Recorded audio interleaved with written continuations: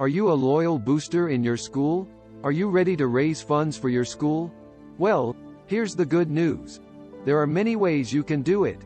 In this video, we'll be covering some of the most common ways loyal boosters raise funds for their schools.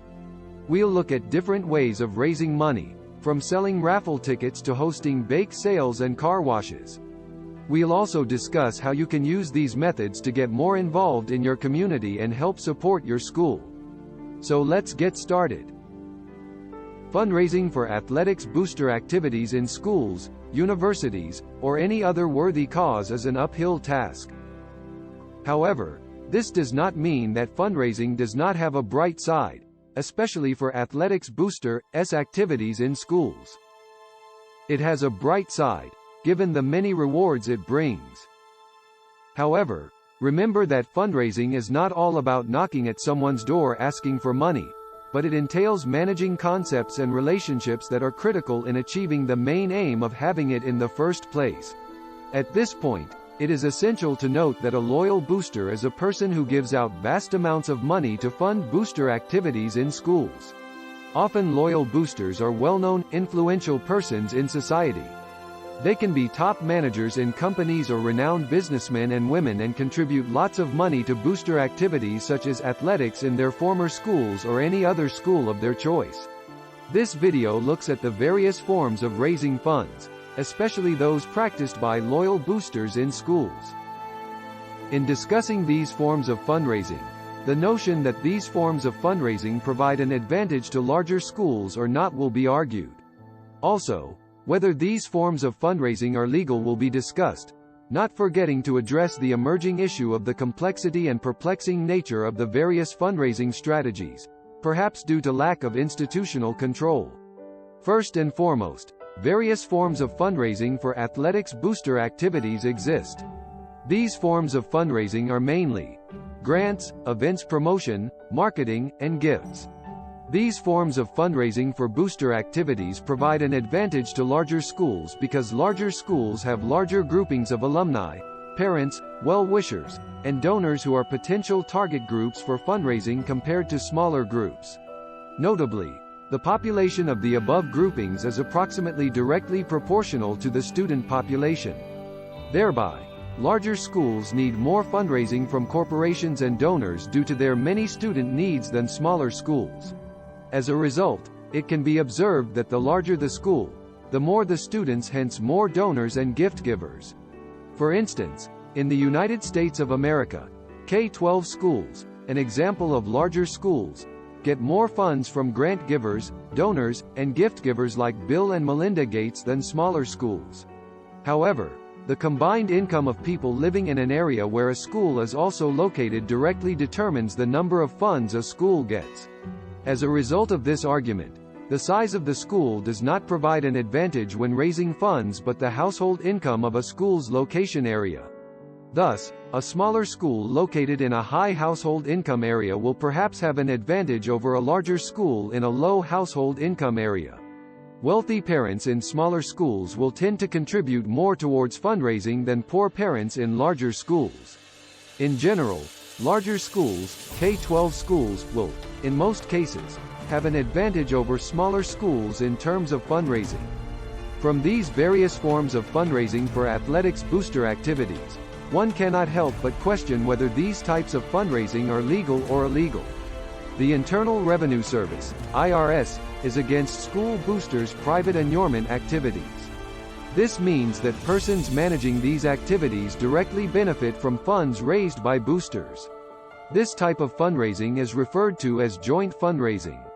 IRS states that school boosters' activities are nonprofit and should be conducted publicly and not to profit individuals. It is essential to observe that fundraising for athletics boosters' activities, which are essentially nonprofit, is like driving a car with the idea of refilling it little by little. The risk with this notion is that the car driver might lose sight of the end of his or her journey when the car stops to refill more fuel. Luckily enough, most drivers, in this case, the athletics boosters, remain committed and follow the law to refill and soldier on. In this case, source for more and more funds, to reach the end destination. The frequency of reported fundraising scams triggers more debate on the legality of these types of fundraising scams in the first place. Let us look at one side of the coin. How legal are these types of fundraising? Take, for example, fundraising through donors and gift givers. We can argue that this type of fundraising is legal because it simply obeys the fundamental rule that donors cannot receive products or services in return when they give out funds. In the USA, if they receive money in return, the fundraising organization is taxed, and the donor is penalized. On the other side of the coin, some types of fundraising sometimes prove to be illegal. For example, fundraising through the internet by organizations that are not registered by law attracts donations from donors who cannot prove the legality of the fundraiser, especially when overseas. This example sheds light on various reported fundraising scams on the internet. In the USA, the Supreme Court found out that a fundraiser was personally making use of a donor's money instead of using it for the intended purpose as stipulated in the fundraiser's activity plan. Corporate fundraising is not strictly illegal, but note that the IRS states that they should add a limited amount to the school's booster activities. The legality of the forms and types of fundraising is critical in upholding the trust of the donors, gift givers, and the other stakeholders involved. Structures and regulations should properly be implemented to lock out criminals pretending to be fundraisers for a worthy cause, especially over the internet. In raising funds for athletics boosters activities, there is a need for a strategy that maps out the long-term financial plans and activities, considering timelines and expectations to be met.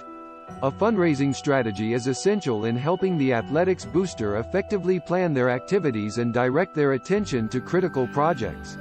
A fundraising strategy helps one to win the support of donors and cooperation since it acts as a tool that carries and explains an organization's goals and mission.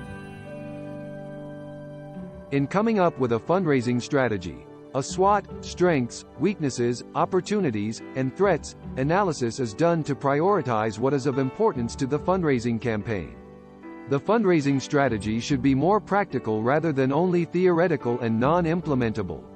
Nevertheless, there is a feeling that fundraising strategies are getting more complex and perplexing situations that can be misled to a lack of institutional control. Currently, schools are developing complex strategies to equalize funds raised for their booster activities in larger, smaller, more prosperous, or poorer schools. This is to avoid disadvantaging some schools and their booster activities when sourcing funds from their boosters. On the other hand, the evolution of the internet and smartphones plus computers has necessitated the need for institutional control. For example, anyone can source funds over the internet without being strictly regulated because there are yet to be proper structures to monitor and manage such a form of fundraising. Even as raising funds strategies become complex, there is always a need to have control of the schools soliciting the funds plus their booster activity programs. To conclude, the legality of the forms and types of fundraising is critical in upholding the trust of the donors, gift givers, and the other stakeholders involved. Structures and regulations should properly be implemented to lock out criminals pretending to be fundraisers for a worthy cause, especially over the internet. Even if these unscrupulous fundraisers may account for a small portion of the population, their effect can be equated to that effect a rotten fish in a basket of fresh fish purchased by a fish customer brings to the fish seller.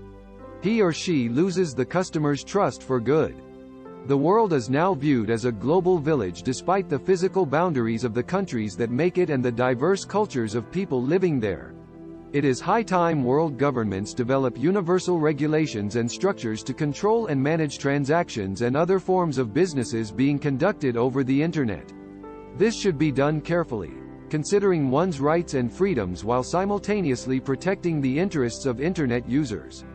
The internet users, in this case, include loyal boosters, donors, gift givers, and fundraisers. When all these are carried out, the lack of institutional control will be addressed. Lastly, policymakers argue that raising funds for schools, especially for their booster activities, comes with risk.